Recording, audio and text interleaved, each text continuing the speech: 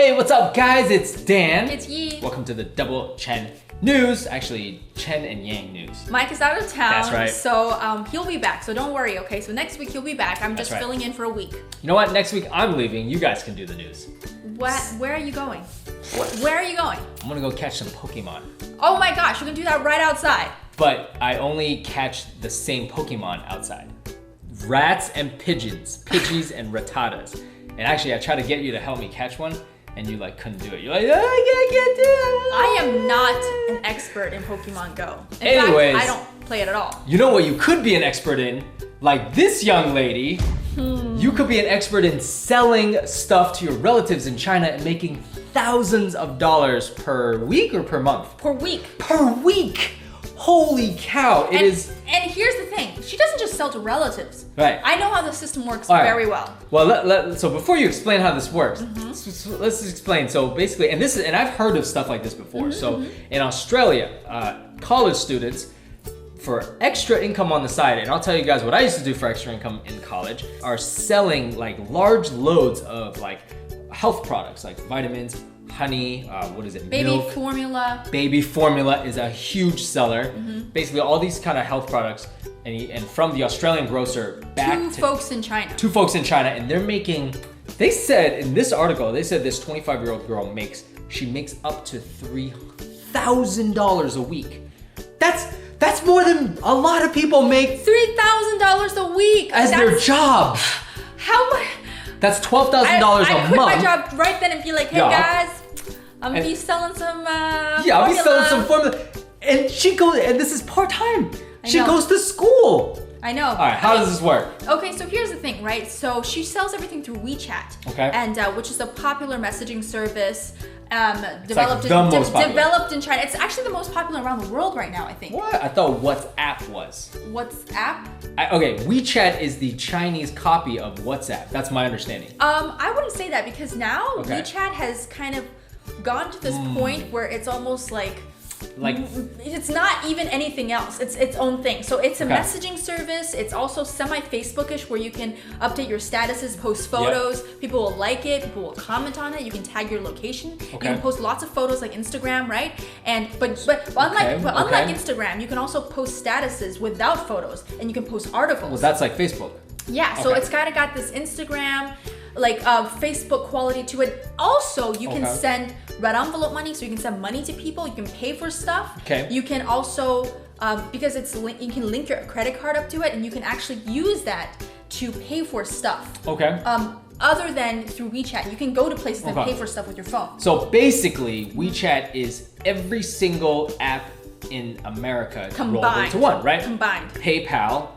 Snapchat, which you can send money, PayPal, which you can use to pay money, Facebook, Twitter, Instagram. It just sounds like it's an all-in-one. I'm not sure if you can also probably post video, which makes it kind of like Snapchat. Okay, so it's all-in-one. It's all-in-one. It's really this. Right. It didn't start out that way. It really started out as kind of a messaging service, and now it's kind of blown up into this something that. So why don't people in China just go on like Taobao or Alibaba and just buy the products themselves? Well, here's the thing, right? So good question. You could actually, a lot of people obviously buy things from Taobao, which is literally an eBay, Amazon combined, but with individual vendors and much more stuff and variety. The thing is, a lot of these foreign products, you really want them to come from a reliable source. Am I right? Yeah, of course. Because you can actually find a lot of fake products and unreliable sellers on places like Taobao and Alibaba and whatnot. So people nowadays have started to go into WeChat and connecting with vendors privately and getting things from vendors they trust. Wait, so why can't we do that? We could. We could. Why don't we do that? I mean, this girl. Okay. Also, I want to point out, right? This maybe it's just Australia, but this is how they put it. They're saying she makes $3,000 a week, which is astronomical, and then they're saying, but they're saying it bad, right? While most university students only make a mere $23 an hour. And then here in America, we're like, the minimum wage in New York City, I think when we left, it was correct me if I'm wrong, no, it was $9 $29. It used to be 7 something. It used to be 7 something. Like not even like 5 years ago. And now, thank you, it's 9. And actually, I think San Fran has the highest right now. And people were saying, oh, let's raise it to 15. And people were going crazy. Like, it was so controversial. It's like, what? Like, some people were like, yes, 15. Some people were like, no, not 15. Anyways, like, and here, Australia is like $23 an hour. And that's a low wage because they're college students. Like, they're basically doing whatever. No, now I know why Australia is the happiest country in the world in certain rankings. I know why. Yeah, that's exactly why. You know? That's why like our friends Mia and Felicia, they're like, oh, they're so happy. And we're like, why are you so happy? Because they're making $23 an hour in college. No, can I just tell you something? Guys, you guys know, right? If you live in America, you just graduated from college. A lot of entry-level jobs, not in the large cities, you don't even make $20 an hour. So, okay, yes, and she's making $3,000, but also it's not even half bad making $23. I'm about to go to Australia right now. I would want to go with you, other than the creatures that live there that kind of scare me, because apparently toilet snakes are pretty oftenly spotted. Yeah. I would not do well in Australia. Because if I see a flying cockroach the size of a rat, I'm out. Nope, I'm out. I'm out. See you later. I don't care if I make $23. There's no way I'm living in a country where there's giant cockroaches. Or hissing cockroaches. Are you sure there were cockroaches? Oh, there's definitely cockroaches in Australia. And they're all, there's everything. Everything is bigger. It's like Texas. Like everything's bigger in Australia. Well, regardless, back to the story. As we were saying, right? Yes, anyone theoretically could do it. And I think that, but keep in mind, it's not an easy job. It's almost like if you're selling anything online, you're constantly taking orders. You have to go source the product yourself. In the beginning, you definitely are paying for the product yourself. And source the product yourself. You just go to the place and buy it, though. No, but if tons of people are ordering from you, you're going and buying these huge orders, and you're constantly 24/7 taking orders. It's like a 24/7 job. Okay. You know. So let me tell you why I think I could do this. And not only can I do it, I could do it good. And I told you this before. I had a part-time gig in college. Do you remember what it was? eBay. That's right. So back in college, first of all, when I was in college, Facebook just started. So eBay was not eBay, and Amazon wasn't even close. There's no Amazon Prime 2-day shipping. Like Amazon was still developing. This is like 2003. And Amazon was like an ugly page. And actually Amazon started out not doing so well. They just was like a book thing. Remember, if you remember. I do remember. Mostly books. I do remember. Like, yes. It was almost a exclusively book site. Right. This is before. I mean, I wish I bought some stock then. Oh, Amazon is just. And now it's the best thing ever. Yeah. But anyways, so during 2003, when I was in college, I need some extra cash too. And basically, this is what I did. I didn't know any Chinese relatives in China that needed things in bulk, and I, But here's the thing, back then you wouldn't have been able to do that because you sold jeans. Yeah, Keep in mind. I sold jeans. He sold jeans to Europeans because brands like American Levi's and whatnot, they're expensive in Europe. And so he would buy them on sale and then sell them at a profit. I would go to the mall. I would literally go to the mall after class, go find the jean rack. I literally do this. I just every single pair of Levi's, because Levi's is like $50 retail, like normal. But if I would get them on sale for like $20-25, and then I would list them all on eBay and just make a margin, like a little bit of profit. I would make double, because they would pay like 50 pounds. What? And a pound back then was like redonkulous. It was like $100 or whatever. Yo, you be jipping people. No, I didn't jip them, because for them it will cost even more. That's because of the for them, I guess taxes. It was a deal. Yeah, for them, and I didn't figure this out. It was a trial and error, because at first I would sell like anything on eBay, like anything. I was just like, whatever. I sell a Pokemon card, I sell a used shoe, and then one day, like, I noticed nothing else that mine I was posting was selling, but miraculously, and only specific Levi's.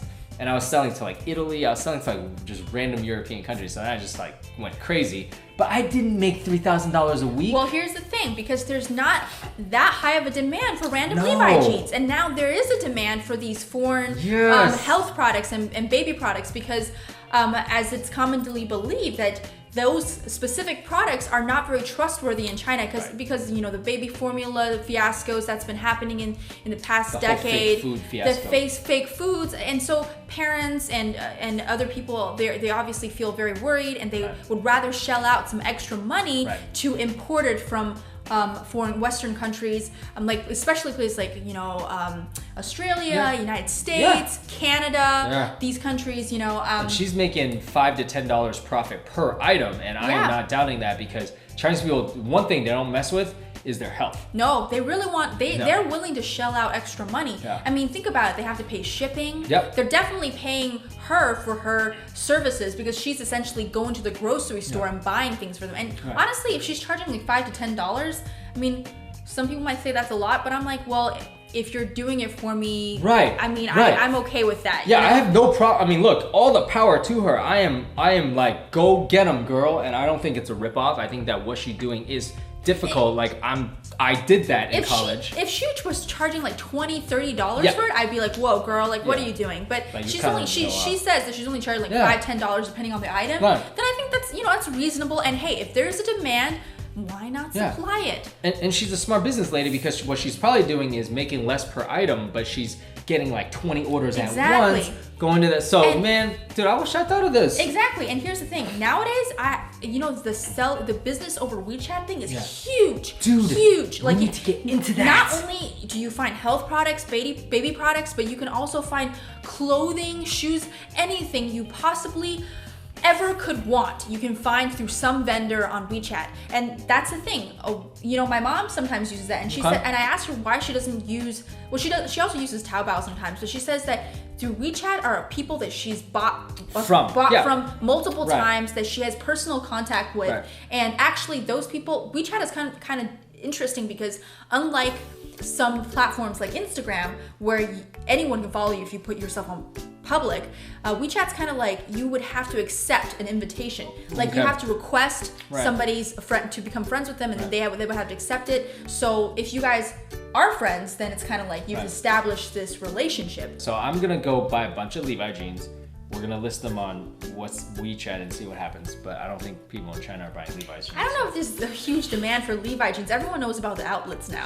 Like the mainland Chinese, these days mainland Chinese are extremely well traveled, and they know where all the good outlets are. What can we sell? What can we sell? Just maybe health stuff? Can we sell anything that's like... You know what's interesting? Things that are particular, let's just say from America, right? I would say brands that are really hard to find in China will probably sell really well. Like I would say major brands. Some people sell like luxury goods, so they'll buy, it's called 代购, where they buy it for you and then that's been going on. That's been going on. So that's like a big thing. But here's the thing. Nowadays China has all of the luxury brands. So it's more so what she's really found is, again, I think she's really talented at business. She found something that is in demand. Is supplying it to people. And is not available in China. It's not available. Like these products are not available in mainland China, whereas other things are available. So she's found a niche. I'm gonna sell I think I know what I'm gonna sell. What are you gonna sell? I'm gonna make cold brewed iced coffee. Wouldn't it go bad by the time you ship it? Yeah, it's a bad idea. Anyways, let us know guys, what you would sell and if you would do it. So I don't know. I mean, I'm curious to know about that. Or maybe we'll steal one of your ideas, or maybe we'll be your business partner. Just kidding. Anyways, guys, thanks again for watching. See you later. Bye.